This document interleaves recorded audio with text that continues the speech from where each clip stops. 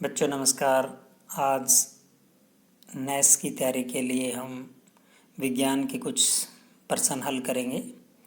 पहला प्रश्न है, अंकित एक पक्षी पर गुलेल से पत्थर का निशाना लगाने के लिए गुलेल खींचता है। इस प्रक्रिया में पत्थर में कौन सी ऊर्जा संचित होती है? तो बच्चों, इस प्रक्रिया के अंदर जो है वो स्थिति में बदलाव होता है, इसलिए पत्थर के अंदर जो है वो स्थितिज ऊर्जा संचित होती है।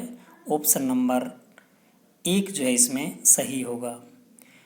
अगला प्रश्न, एक कुम्हार चाक को घुमाकर दीपक बनाता है, उसका चाक में किस प्रकार की गति करता है? तो ये बच्चों घूर्णन गति है, चाक जो है वो घूर्णन गति करता है। तो ऑप्शन नंबर जो 2 है उसमें सही होगा। सरल मशीन का उदाहरण सिलाई मशीन, साइकिल मशीन, पेच, उपयुक्त सभी। तो इसमें पेच जो है वो बच्चों सरल मशीन है, तो ऑप्शन 3 इसमें सही होगा। गतिशील वस्तु का उदाहरण टेबल पर रखी किताब, पार्किंग में खड़ी कार, विद्यालय में लगी लटकी घंटी, उड़ती हुई पतंग। तो इसमें बच्चों द ऑप्शन जो है वो ऑप्शन नंबर 4 जो है वो सही है। आपके विद्यालय में घर जाते समय अचानक मौसम खराब होने से तड़ित झंझा की स्थिति बन जाती है, ऐसे में आप अपना बचाव कैसे करेंगे? तो ऐसी स्थिति में हम किसी बंद भवन में शरण लेंगे, यानी ऑप्शन 4 जो है इसमें सही होगा। मक्की की फसल को खोदते समय खेत में रामू के पिताजी को सांप ने काट लिया। ऐसी परिस्थितियों में आप रामू को क्या करने की सलाह देंगे? तो बच्चों इसमें ऑप्शन नंबर 3 आएगा, तुरंत प्राथमिक उपचार के बाद अस्पताल ले जाने की। अगला प्रश्न है, गर्मियों में वनों में अचानक आग लग जाती है, इसका क्या कारण है? तो इसमें जो है जो 3 कारण दिए हुए तीनों ही आएगा, यानी उपयुक्त सभी इसमें होगा। ग्रामवासियों की लापरवाही से भी आग लग सकती है बच्चों, वृक्षों की पत्तियों का अत्यंत सूखना और घास का उच्च उष्मीय ताप।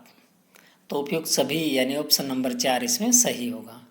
क्लाइडोस्कोप में तरह तरह के पैटर्न बनाने के लिए उपयोग किए जाते हैं, तो इसमें जो है वो एक दूसरे से सटाकर हम 3 दर्पणों का प्रयोग करते हैं, तो ऑप्शन द जो इसमें सही होगा। निम्न विद्युत परिपथ में ए बी सी का सही क्रम, यानी ए विद्युत सेल बल्ब है बच्चों, बी है वो सेल है और सी है वो कुंजी यानी स्विच है। तो ऑप्शन 3 जो इसमें सही आएगा, ए के लिए बल्ब, बी के लिए सेल और सी के लिए कुंजी।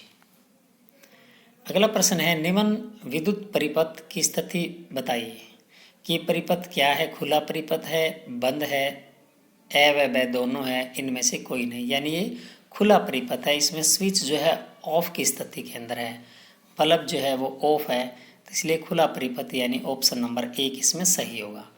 अम्ल और अक्षार की क्रिया से बच्चों लवण बनते हैं, तो इस प्रश्न का ऑप्शन नंबर 3 सही होगा। निम्नलिखित में से जीवाश्म ईंधन का सही युग्म बताना है, तो इसमें ऑप्शन जो 2 है वो सही है। कोयला और पेट्रोलियम दोनों ही जीवाश्म ईंधन हैं। दी गई सारणी में परावर्तन कोण आर का मान बताना है, तो बच्चों आपको पता है कि आपतन कोण और परावर्तन कोण का मान प्रकाश के परावर्तन में सदैव बराबर होता है, तो जितना कोण आपतन होगा उतना ही परावर्तन होगा, तो इसमें ऑप्शन 2 सही होगा, 25 और 30 डिग्री। नीचे दिए चित्र में किस प्रकार का परावर्तन दर्शाया गया है? तो बच्चों ये नियमित परावर्तन है, इसमें जो है सभी परावर्तित किरणें जो है समांतर निकल रही हैं, तो ये नियमित परावर्तन है, ऑप्शन 1 इसमें सही होगा। 90 डिग्री के कोण पर दर्पणों को रखने पर बनने वाले प्रतिबिंबों की संख्या बतानी है, तो बच्चों अगर 2 दर्पणों के बीच में जो कोण दिया है अगर सम कोण है, तो हम 360 को उस कोण से भाग देंगे और उसमें से 1 घटाएंगे। तो जैसे इसमें 90 डिग्री दिया है, तो 360 को पहले 90 से भाग देंगे, 4 आएगा और 4 में से 1 घटा देंगे तो 3 आंसर आएगा, यानी इस प्रश्न के लिए हमारा ऑप्शन 2 जो है वो सही होगा।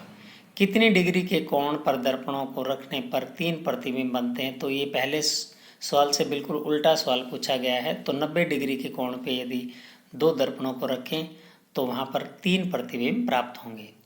जब प्रकाश की किरण सघन से विरल माध्यम में प्रवेश करती है तो आपतन कोण का मान अपवर्तन कोण के मान से छोटा होता है, यानी ऑप्शन 2 इसमें सही होगा। जब प्रकाश की किरण वायु से कांच की सिल्ली में प्रवेश करती है तो अपवर्तित किरण से अभिलंब से विचलन होगा। हमें बताना है कि अपवर्तित किरण है वो अभिलंब से दूर हटेगी या की ओर झुकेगी। यानी वायु से कांच में यानी विरल माध्यम से सघन माध्यम में अगर आए तो अभिलंब की ओर मुड़ती है अपवर्तित किरण, तो ऑप्शन नंबर 1 इसमें सही होगा। अपवर्तनांक का मात्रक, तो अपवर्तनांक जो है वो एक अनुपात होता है, इसलिए ये मात्रक रहित होता है। ऑप्शन नंबर 4 इसमें सही होगा। जल वोल्टमीटर के मॉडल निर्माण में अपने परिवेश में उपलब्ध आवश्यक सामग्री का समूह बताना है, तो इसमें ऑप्शन नंबर 1 जो है सही होगा। यानी वोल्टमीटर बनाने के लिए आपको प्लास्टिक की बोतल, कार्बन की छड़, मोम, सेल, परख नली, माचिस, तार और साधारण पानी की जरूरत होगी। आप किसी मॉडल द्वारा सिद्ध करोगे कि जल में हाइड्रोजन व ऑक्सीजन का अनुपात 2:1 होगा, तो उसके लिए हमें जो है जल वोल्टामीटर की जरूरत होगी, यानी ऑप्शन नंबर 3 इसमें सही होगा।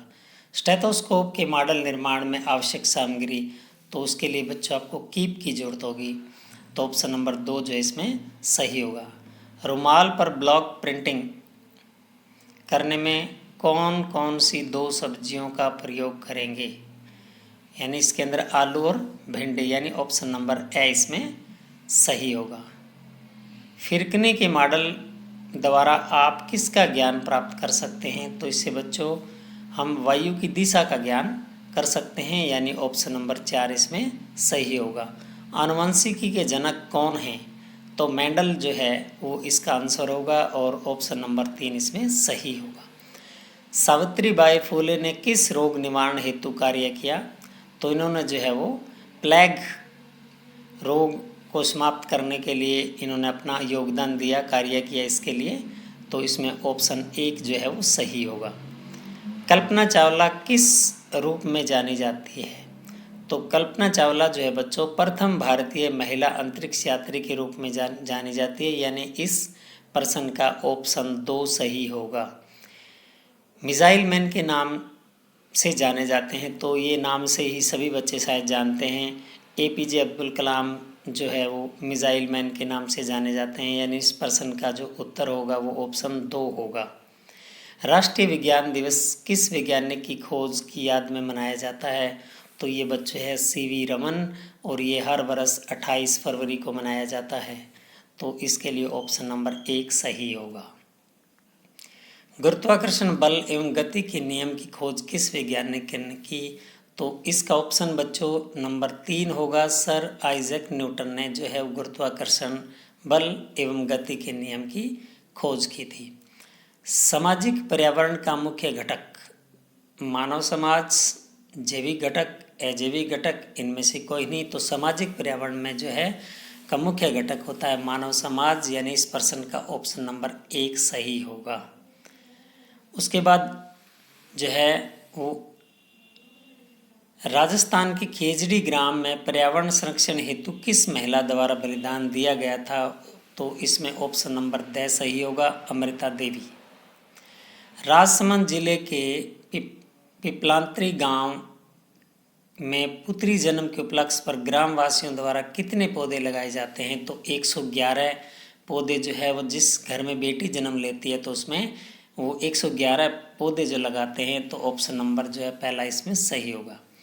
राजस्थान के संकटापन प्रजाति गोडावन के संरक्षण के लिए आप कौन से उपाय को उचित मानते हैं, तो इसमें उपयुक्त सभी जो है वो सही है, इसलिए इसका ऑप्शन नंबर 4 सही होगा।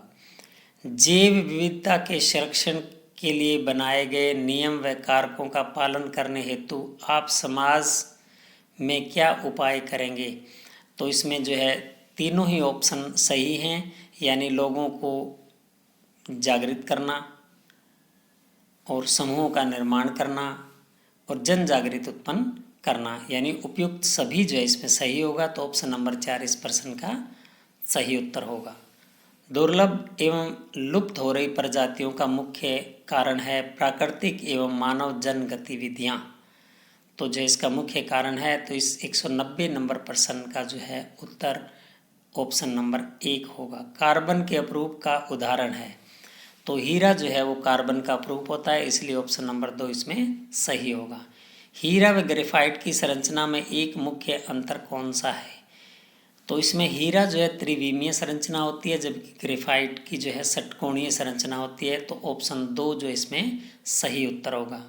कार्बन क्रिस्टलीय व अक्रिस्टलीय अपरूप का सही युग्म बताना है, तो हीरा और काजल। हीरा जो है बच्चों कार्बन का क्रिस्टलीय अपरूप होता है, जबकि काजल अक्रिस्टलीय अपरूप होता है।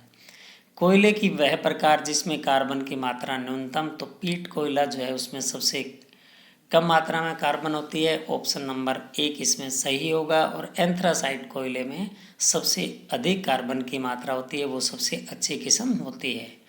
पेट्रोलियम के प्रभाजी आसवन में निकलने वाला वाष्पशील पदार्थ, तो वो है जी पेट्रोल, यानी ऑप्शन नंबर 3 इसमें सही होगा।